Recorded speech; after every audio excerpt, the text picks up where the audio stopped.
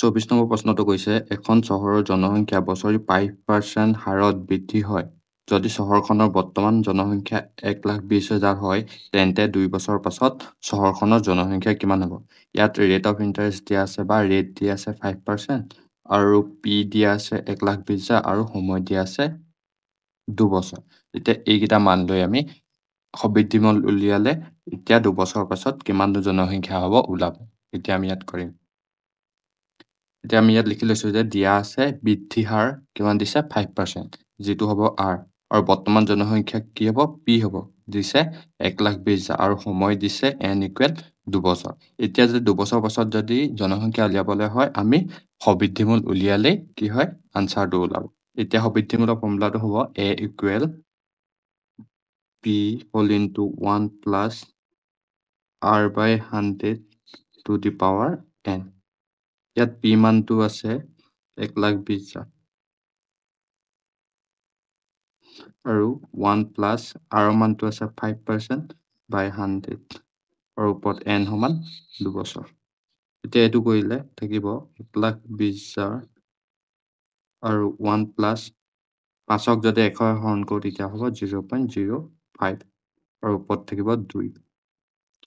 ১,২০,০০০টো আমি থৈ দিম আৰু ১ৰ লগত 0.05 যোগ কৰিলে 1.05 আৰু ওপৰত ঘাতটো ২ আছে। ঠিক তেনেদৰে 120,000 লগত 1.05 যদি আমি দুটা পূৰণ কৰোঁ তেতিয়া পাম আমি 1.1025 পাম। এতিয়া আমি 120,000 লগত 1.1025টো কি কৰিম পূৰণ কৰিম, তেতিয়া আমাৰ কি ওলাব সবৃদ্ধিমূল। এতিয়া আমি পূৰণ কৰিম চাওঁ। ১,২০,০০০ লগত 1.1025 পূৰণ কৰিলে হ'ব 1.1025। আমি প্ৰথমতে গোটা সংখ্যা ১২টো লৈছোঁ আৰু দশমিকৰ পাছত আমি এই শূন্য শূন্যকেইটা বহাই দিম। এতিয়া ২ × ৫ = ১০ শূন্য, ওপৰলৈ ১, ২ × ২ = ৪, ৫, ২ শূন্য, ০, ১, ২ × ২, ১, ২ × ২ হয়। এতিয়া ১, ৫ × ৫, ১, ২ × ২, ১, ০, ০, ১, ১, ১ আৰু ১, ১, ১। আমি যদি কৰোঁ 0, ৫ৰ পাছত ১০, ১০, ০, কৰিব ১, ২, ১, ৩, এইটো ২ নামি আহিব, ২, ১, ৩ হ'ব আৰু ১টো নামি আহিব। আৰু আমি এই ৪টা শূন্য যে থৈ গৈছিলোঁ, এই ৪টা ইয়াৰ পিছফালে বহাই দিম। ১, ২, ৩, ৪। এতিয়া আমি চাম যে ইয়াত দশমিক কেইটা আগত আছে ১, ২, ৩, ৪। তেতিয়াহ'লে আমি দশমিক ৪টা আগত বহাম। ১, ২, ৩, ৪। তেতিয়াহ'লে মানটো ওলালে 132,300। তেতিয়াহ'লে ইয়াত মানটো বহাই দিম 132,300। তেতিয়াহ'লে সবৃদ্ধিমূল ওলালে ১,৩২,৩০০, মানে ২ বছৰৰ পাছত কি হ'ব চহৰখনৰ জনসংখ্যা হ'ব ১,৩২,৩০০। এইটোৱে হ'ল ইয়াৰ উত্তৰ। ২৫ নম্বৰটো কৈছে যে মিশ্ৰ সুতত বছৰি 5% হাৰে কিমান বছৰত ১,৬০০ টকা ১,৭৬৪ টকা হ'বগৈ বুলি কৈছে। তেতিয়াহ'লে মিশ্ৰ সুতত হাৰ দিছে R = দিছে 5% আৰু ১,৬০০ টকা দিছে, মানে এইটো হ'ব P, আৰু কি কৈছে 1,764 টকা হ'বগৈ কৈছে, তেতিয়াহ'লে ই হ'ব সবৃদ্ধিমূল, মানে A হ'বগৈ। এতিয়া আমি ইয়াক ধুনীয়াকৈ লিখি ল'ম চোৱা। ইয়াত আমাক দিয়া আছে সুতৰ হাৰ R সমান দিয়া আছে 5% আৰু মূলধন P ১,৬০০ আৰু সবৃদ্ধিমূল দিয়া আছে, মানে যিমানটো হ'বগৈ কিমান দিছে 1,764 টকা। এতিয়া আমাক সুধিছে যে কিমান বছৰৰ পাছত ১,৬০০ টকাটো ১,৭৬৪ টকা হ'ব। তাৰ কাৰণে আমি সবৃদ্ধিমূলৰ ফৰ্মুলাটো যদি তাৰ মানবোৰ যদি বহুৱাই দিওঁ তেতিয়াহ'লে আমাৰ বছৰৰ মানটো ওলাব বা Nৰ মানটো ওলাব। এতিয়া আমি কৰিম চাওঁ। আমি জানো যে A = কি হয় P whole into 1 plus R/100N। এতিয়া চোৱা A মানে সবৃদ্ধিমূলৰ মানটো দিয়াই আছে, কিমান দিয়া আছে 1,764 টকা, আৰু ইয়াত P মানটো কি হয় দিয়া আছে, P মানটো ১,৬০০ টকা, সেইকাৰণে ইয়াত পাতিম ১,৬০০ টকা, আৰু ইয়াক আমি কৰিম 1 plus R/100। R মানটো দিয়া আছে 5%, সেইকাৰণে আমি ওপৰত পাতিম 5, তলত 100 আৰু ওপৰত N আছে কাৰণে N। এতিয়া Nৰ মানটো লাগে, N মানে সময় নহয় জানো, কেইবছৰৰ কাৰণে, N মানে কিমান বছৰৰ সময়টো। এতিয়া আমি Nটো Nৰ ভাগে থৈ দিম। এতিয়া আমি ইয়াক অলপ কটাকটি কৰিম। এতিয়া চোৱা ৫ক যাব এবাৰ, ৫ এশক যাব 20 বাৰ, 5 20 এশ। ঠিক তেনেদৰে এতিয়া এই 1600টো যদি এইফালে আনি দিওঁ, তেতিয়াহ'লে 1764ক এই 1600টোৱে কি কৰিব? হৰণ কৰিব। ঠিক তেনেদৰে এইফালে থাকি যাব 1 প্লাছ 1/20 আৰু ওপৰত ঘাতটো n থাকিব। এতিয়া ইয়াত যদি আমি চাওঁ, 4য়ে যদি 1600 কাটো, 4 4 গুণ 16 আৰু 0 দুটা মানে 400 হ'ব। ইয়াক যদি 4য়ে কাটোঁ, 4 4 গুণ 16, 4 4 গুণ 16, 4 গুণ 4, ইয়াত থাকিলে 441/400। আৰু ইয়াত যদি আমি ইয়াক লসাগু লৈ উলিয়াওঁ, তেতিয়া কি হ'ব? লসাগু 20 হ'ব। ইয়াৰ তলত থকা 20টো 1 20 গুণ 20, 20 বাৰ গ'ল। সেই 20 বাৰটোৱে ওপৰ একটোৰ লগত পূৰণ কৰিলে 20 গুণ 20 হ'ব। যোগ এই 20টোৱে 20টোক এবাৰ যাব, সেই এবাৰটোৱে 1 লগত পূৰণ কৰিলে 1 গুণ 1 হ'ব। আৰু ওপৰত থাকিব ঘাত n। এতিয়া আমি পাছৰ দৰে কৰিম। এতিয়া আমি জানো যে 441ৰ বৰ্গমূল হয় 21 আৰু 400ৰ বৰ্গমূল হয় 20। এতিয়া ইয়াক আমি বৰ্গমূল কৰি থৈ দিম। মানে যদি ঘাত 2 বহাই দিওঁ, 21 দুটা পূৰণ হৈছে 21 21 গুণ 441 আৰু 20 দুটা পূৰণ হৈছে 20 20 গুণ হ'ব 400। ঠিক তেনেদৰে আমি এইফালে চাম। এতিয়া 20ৰ লগত 1 যোগ কৰিলে 21 হ'ব। তল 20টো 20 ভাগে পাতি দিম আৰু ঘাত আছে n। এতিয়া আমি আগত এটা ফৰ্মুলা পাইছিলোঁ যে a to the power n সমান a to the power m হ'ল। যদি সমান চিহ্ন দুয়োফালে বেছটো একেই থাকে, তেতিয়াহ'লে সিহঁতৰ ঘাতবোৰ কি হয়? সমান হয়। মানে n সমান m হয়। ঠিক তেনেদৰে এইফালে 21/20 আছে, এইফালেও 21/20, মানে বেছকেইটা একেই আছে। তেতিয়াহ'লে ইয়াৰ ঘাতকেইটা কি হ'ব? সমান হ'ব। তেতিয়াহ'লে 2 = n হ'ব, বা nটো আগত থ'লে n = কি হ'ব? 2। এতিয়া যিহেতু n ৰ মানটো 2 ওলালে, তেতিয়াহ'লে আমি গম পালো যে 1600 টকাটো 2 বছৰৰ পাছত 1764 টকা হ'ব। এতিয়া আমি ইয়াত লিখি দিম যে এতেকে 1600 টকা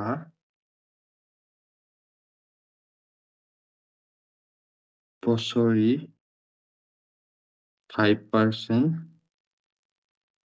সুতত কেইবছৰ? এতিয়া 2 ওলাল নহয়, 2 বছৰ পাছত কেইটকা হ'বগৈ? 1764 টকা হ'বগৈ। এইটোৱে হ'ল ইয়াৰ উত্তৰ। 26টো কৈছে যে 1/2 টু দি পাৱাৰ -3 লগত কি সংখ্যা পূৰণ কৰিলে 1/2 টু দি পাৱাৰ 2 পোৱা যাব।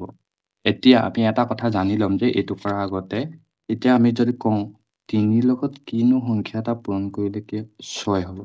এতিয়া আমি চবেই জানো যে 3 লগত 2 সংখ্যাটো পূৰণ কৰিলে 6 হ'ব। এই 2টোনো আমি ক'ৰ পৰা পালোঁ? আমি এই দি থোৱা মানটোৱে আমি এই পূৰণ ফলটোক যদি হৰণ কৰোঁ, তেতিয়া আমি উত্তৰটো পাওঁ। মানে 3য়ে 6ক যাব 2 বাৰ, মানে 3 দুগুণ কি হয়? 6 হয়। ঠিক তেনেদৰে আমাক ইয়াত কৈছে যে 1/2 টু দি পাৱাৰ -3 লগত কিবা এটা সংখ্যা পূৰণ কৰিলে, যিটো পূৰণ ফল কি পালে? 1/2 টু দি পাৱাৰ 2 পালে। তেতিয়াহ'লে খালী ঘৰটোৰ আনচাৰটো কি হ'ব? আমাক সেইটো সুধিব। সেই আনচাৰটো উলিয়াবলৈ হ'লে আমি এই দি থোৱা মানটোৱে এই পূৰণ ফলটো কি কৰিব লাগিব? হৰণ কৰিব লাগিব। তেতিয়া মানে এই খালী ঠাই ঘৰটো পাম, বা আমি পূৰণ কৰিবলগীয়া সংখ্যাটো পাম। এতিয়া আমি কৰিম চাওঁ। এতিয়া আমি ডাইৰেক্ট কৰিব পাৰিম যে 1/2 টু দি পাৱাৰ 2 হৰণ 1/2 টু দি পাৱাৰ -3। এতিয়া আমি 1/2 টু দি পাৱাৰ 2ক যদি 1/2 টু দি পাৱাৰ -3ৰে হৰণ কৰোঁ, তেতিয়াহ'লে পূৰণ কৰিবলগীয়া সংখ্যাটো উলিয়াব। এতিয়া মানে যদি a to the power n হৰণ a to the power m থাকে, তেতিয়াহ'লে বেছ দুইটা যিহেতু একে থাকে, তেতিয়াহ'লে বেছটো এটা পাতি এই প্ৰথম ঘাতটোৰ পৰা দ্বিতীয় ঘাতটো কি হয়? বিয়োগ হয়। হৰণৰ ক্ষেত্ৰত ঠিক তেনেদৰে আমি কৰিম। ইয়াত যিহেতু বেছ দুটা একেই আছে, তেতিয়াহ'লে বেছ এটা পাতিম আৰু এই প্ৰথম ঘাতটোৰ পৰা দ্বিতীয় ঘাতটো কি কৰিম? বিয়োগ কৰিম। -3টো বিয়োগ কৰিম। এতিয়া 1/2 থাকিব, ওপৰত ঘাত, এতিয়া 2টো 2 ভাগে থাকিব। এতিয়া এইটোৱে মাইনাছে হ'ব +3।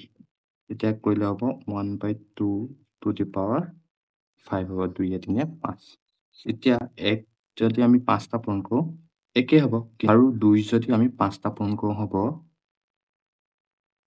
2 দুগুণ 4, 2 4 গুণ 8, 2 8 গুণ 16 আৰু 2 16 কি হ'ব 32 হ'ব। ইয়াত আমি 2 কেইটা পূৰণ কৰিলোঁ 1 2 3 4 5টা, তেতিয়াহ'লে 2 5টা পূৰণ কৰিলে হ'ব 32।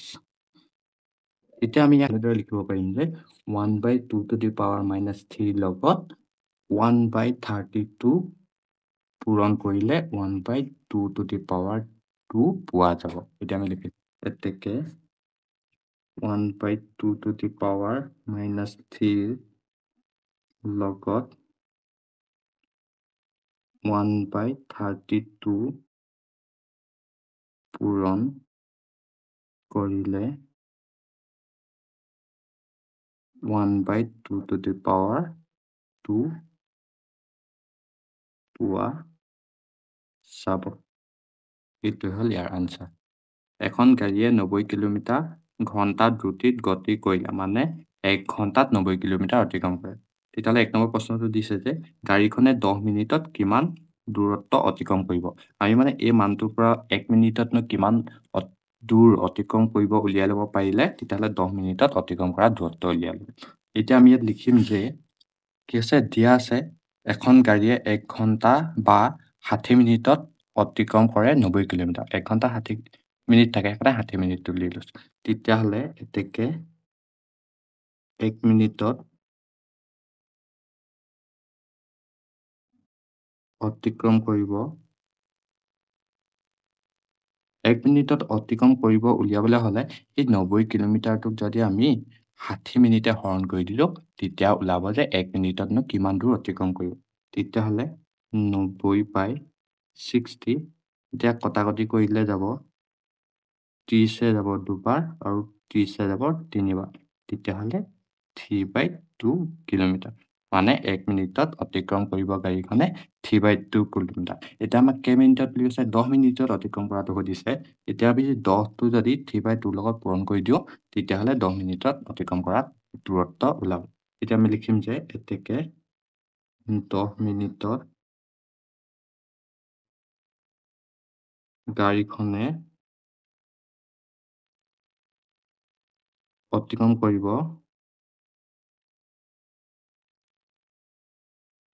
কি হ'ব 3/2 লগত যদি আমি 10টো পূৰণ কৰি দিওঁ তেতিয়াহ'লে ওলাব। এতিয়া এই 2টোৱে 10ক যাব 5 বাৰ আৰু 3 5 গুণ হ'ব 15। তেতিয়াহ'লে 10 মিনিটত গাড়ীখনে অতিক্ৰম কৰিব 15 কিলোমিটাৰ। এইটোৱে হ'ল ইয়াৰ উত্তৰ। 2 নম্বৰ প্ৰশ্নটো 330 কিলোমিটাৰ দূৰত্ব অতিক্ৰম কৰিবলৈ গাড়ীখনক কিমান সময় লাগিব সুধিছে। এইটো কৰিবলৈ হ'লে আমি প্ৰথমতে গাড়ীখনেনো 1 কিলোমিটাৰ যাবলৈ কিমান সময় লয় সেইটো উলিয়াই ল'ব লাগিব। তেতিয়াহ'লে সেই সময়টোৰ লগত 330 কিলোমিটাৰটো পূৰণ কৰি দিলে কি হ'ব আমাৰ আনচাৰটো ওলাব, বা আমি উলিয়াব লগা 330 কিলোমিটাৰ দূৰত্ব অতিক্ৰম কৰিবলৈ গাড়ীখনক লগা সময়টো ওলাব। এতিয়া আমি কেনেদৰে কৰিম চাওঁ। এতিয়া প্ৰশ্নটো দিয়া হৈছে যে 90 কিলোমিটাৰ অতিক্ৰম কৰিবলৈ সময় লাগে 1 ঘণ্টা। তেতিয়াহ'লে 1 কিলোমিটাৰ অতিক্ৰম কৰিবলৈ সময় লাগিব, তেতিয়াহ'লে 1 ঘণ্টাটোক এই 1 ঘণ্টাটোক যদি 90ৰে হৰণ কৰি দিওঁ তেতিয়াহ'লে কি হয় 1 কিলোমিটাৰ অতিক্ৰম কৰিবলৈ লগা সময় লাগিব। তেতিয়াহ'লে 1/90 ঘণ্টা হ'ব। এতিয়া আমি দেখিলোঁ যে 1 কিলোমিটাৰ অতিক্ৰম কৰিবলৈ সময় লাগে 1/90 ঘণ্টা। এতিয়া আমি লিখিব পাৰোঁ যে এতেকে 330 কিলোমিটাৰ অতিক্ৰম কৰিবলৈ সময় লাগিব 1/90 লগত কি কৰিব লাগিব 330টো আমি কি কৰিব লাগিব পূৰণ কৰিব লাগিব। তেতিয়া আমি কি পাম আমি উলিয়াব লগা সময়টো পাম। এতিয়া আমি এনেদৰে কৰিম 330ৰ লগত 1 পূৰণ কৰিলে 330 হ'ব আৰু তলত হ'ব 90। এতিয়া ওপৰতো 0 আৰু তলৰটো 0 কাটিলোঁ। 9ক 3য়ে যাব 3বাৰ আৰু 33ক 3য়ে যাব 11 বাৰ, মানে 11/3 ওলালে। ইয়াক আমি যদি দশমিকত উলিয়াওঁ তেতিয়া হ'ব 3 3 গুণ 9, 11 পৰা 9 গ'লে হ'ব 2, দশমিক দিয়াৰ কাৰণে হ'ব 0, 3 4 গুণ 18, আকৌ 2 হ'ব, আকৌ দশমিক দিয়াৰ কাৰণে 0 হ'ব, 3 4 গুণ 18। ঠিক তেনেদৰে এইটো ক্ৰমান্বয়ে পুনৰাৱৰ্তিতভাৱে এনেকৈ গৈ থাকিব। সেইকাৰণে আমি ইয়াতে সমাপ্ত কৰি দিম যে 3.66